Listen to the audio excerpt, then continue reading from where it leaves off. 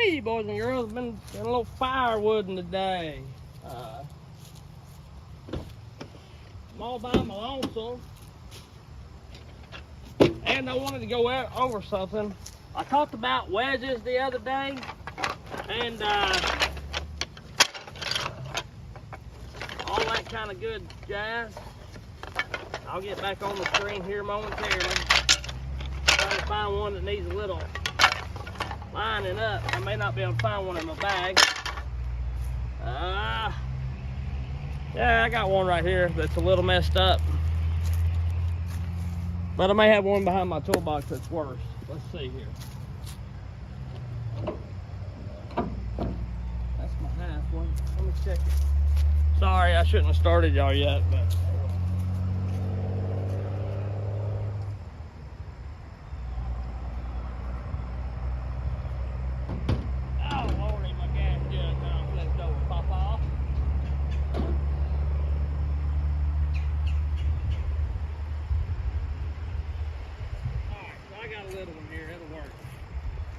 so I got this little wedge right here, and it's beat all to crap. You know, it's been hit on one corner pretty bad.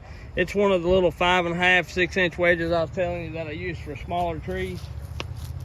It fits in my hand pretty much is what I'm getting at. So what I want to show you is you can take these back to your shop, and I don't know if y'all can see my head or not. I'm gonna make it to where you can.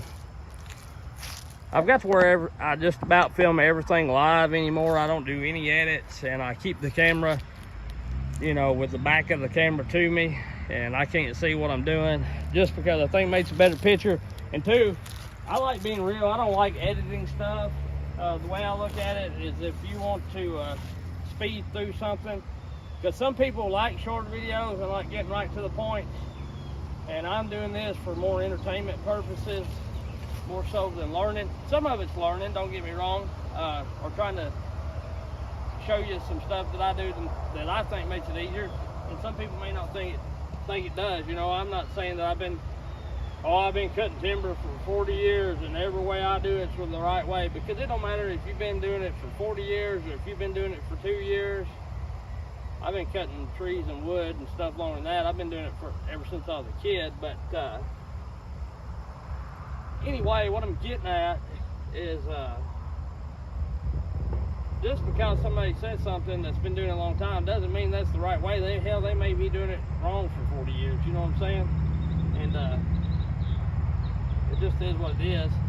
But anyway, this is about wedge. You can take this back to your shop and you can get a sander or grinding wheel or whatever and clean it up. But what I'm going to show you is if you're out in the woods or out in the bush, as the West Coast and Canadian people like to call it, you know, out in the bush. If you're out in the bush, then you can, I'm just going to simulate this block here as a tree. I'm not cutting no trees today that I know of, but I am going to get some of the firewood up that I've been cutting all over the country. This is a little block of hickory right here. I've been running the 462 all morning. I'm really digging the way it runs, so I like it. But anyway, what I'm going to get at, this is the 400 here. I've ordered me some new chain, and I'm excited for when it comes in because it's different than anything I've ever ordered before. And I want to see how it does. I want to let y'all know how it does, and then that's going to lead into more things, I think. So anyway, I'll let you, of course, I'll make a video when it happens or it comes in or whatever.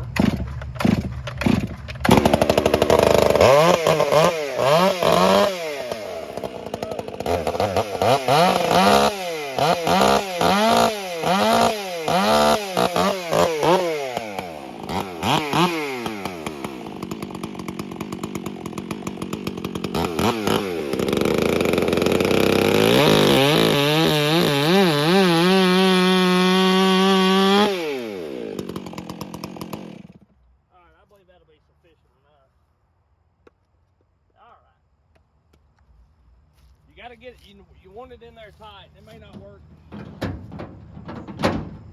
It may not work in this instance because I've got it in a piece of wood. But I learned this from a guy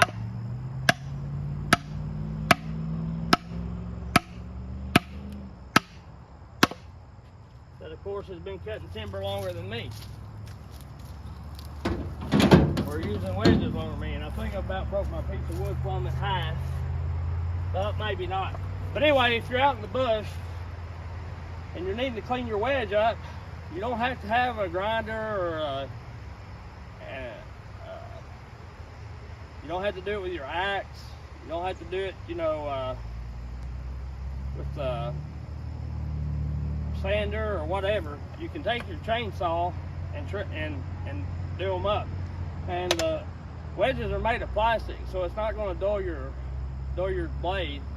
I mean, unless they're dirty or got some kind of metal in them or something. But you know, anyhow, here we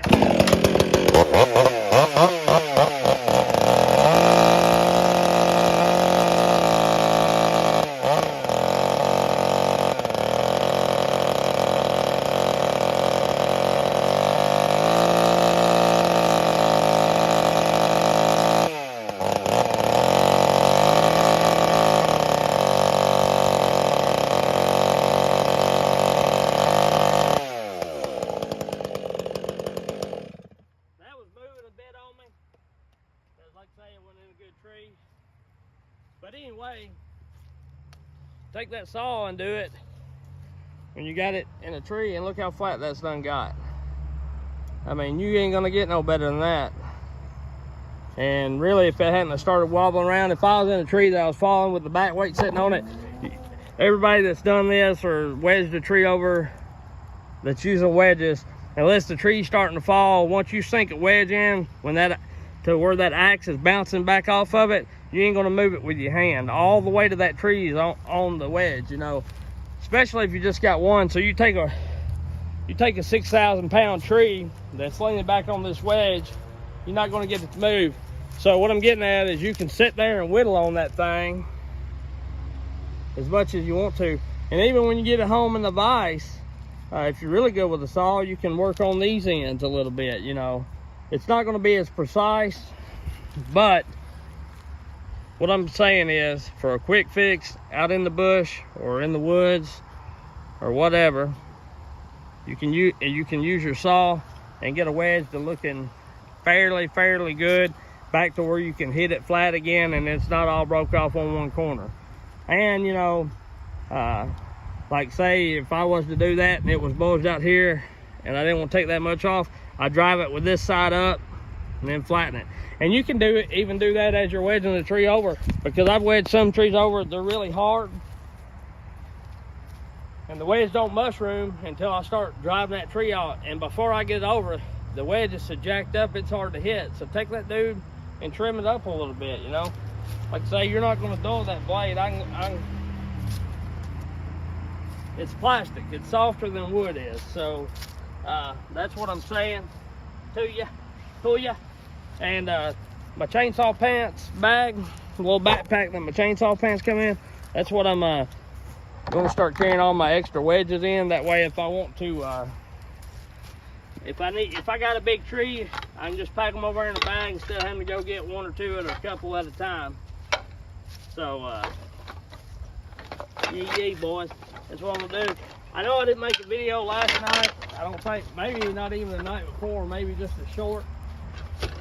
But I've been pumping some videos out, and of course the subscribers are rising for sure. I'm getting a lot of subscribers. I want to say thank you to all the people that's been here, all the people that's been here since day one, and all the new people that's found my channel and enjoy it. I really appreciate you. And just keep on watching, keep on liking, keep on subscribing. Tell your, if you got friends that like this kind of stuff, you know, and you like my channel, maybe they will too. You know, share it with them. Also, I'm doing, you know, I've got the giveaways. I've got the 750 sub giveaway, and I've got the 1,000 sub giveaway. And of course, we just had the 500 giveaway 2 weeks ago. That's how quick the channel has really took off. Of course, 2 videos that helped me. One of them was my wife splitting wood. I guess a lot of people like watching her split wood. It gave me like 25 or 30 subscribers. The one of her starting saw, it really pumped my subs up. And of course the one at Buck and Billy running the 572, it really helped out too. And all my other videos do too, but I was gaining a couple, 2 or 3. And another thing that's really helped me out is, of course, you guys subscribing, but me putting a video out every day, it really bumped me up, I guess, in YouTube's ranks, because it seemed like since I started doing a video a day, I've been growing at least 5 to 10 subscribers, every couple of days or something. So it's really unreal. It's crazy how fast it went. And of course, I do a lot of wood cutting, and I do a lot of tree cutting, and I do a lot of wood splitting and working on and messing with saws and stuff. But to have good entertaining content, it's really hard to do a video every day and keep it about something that's interesting to do with chainsaws, cutting wood, or whatever, or falling trees. I could get on there every day and make a video about something, and some people may like it and some people may not. And I'm not going to say the whole channel is going to be about tree cutting, because I've got some videos on other things, kind of showing the tools I use and things that I like to use, and even stuff like on my old truck that I've redone. But the core to my channel is chainsaws, so I don't want to steer too far from that and get to doing just silly stuff, because sometimes, I'm not going to say every YouTuber, but sometimes YouTubers do that even I watch. They'll try to have content, pretty regular, and they'll get on to some stuff, and some people love it, but some people, probably like myself, they don't find it too interesting. So I'm going to try to keep it interesting and keep it to the roots of the channel the best that I can. And I'm not going to say that it's going to be completely just all the time cutting a tree down, working on saw, or cutting firewood or whatever. I cut a lot of firewood. I don't video a lot of it, and I could, but to me, not saying that people that have firewood channels are boring, but to me, I don't want to just show 30 minutes of me cutting firewood every single video. Now, I don't mind doing it every once in a while and showing you how a saw works or whatever, or how much you can get on a saw, like how much wood you can cut with a tank of gas on a saw or whatever. But you get what I'm saying. And I know I have got wood cutting videos, but I'm saying I'm not going to try to make every single video about wood cutting. And here lately I've been doing a lot of firewood cutting. So and when I say wood cutting, I'm meaning firewood cutting. I'm not meaning felling a tree or whatever, because it's all cutting wood. It's just different things of it. And it's bad that I got to clarify that, but you'll get some wise guy on there in the comment section that is either, I don't know, just pissed off at the world or something, trying to say, they always try to correct you, you know what I mean? But anyway, I appreciate everybody. I get off rambling, everybody knows that. I'm going to get another firewood load, and I may video some of that 462 cutting and stuff. I wanted to share that little hack. I learned it off a guy that's been falling timber a whole lot longer on me, a whole lot longer than I have. He's on TikTok. He cuts out west, and I really like him. Really like watching him. And I found a few guys that I like watching on TikTok. And I'm not made any TikToks or anything, just because for one, I don't really know how to work TikTok like I do YouTube, and for two, which I know I could put my short videos on TikTok, it just I try to comment back to everybody that comments to me on YouTube. And that's another thing I want to tell you. For some reason, I don't get all my comments, and I don't know exactly why. If somebody could explain to me how to fix it, I'd appreciate it. But sometimes I get comments in YouTube Studio that I don't see on my notifications. And it might be like on an older video, like I had a comment on relocating the resistor thing on the Ford here, and a couple people commented, which the video is 6 months old, and I never did see it on my notifications. But I went over to YouTube, and Justin Weaver comments quite a bit. He comments on about every video, and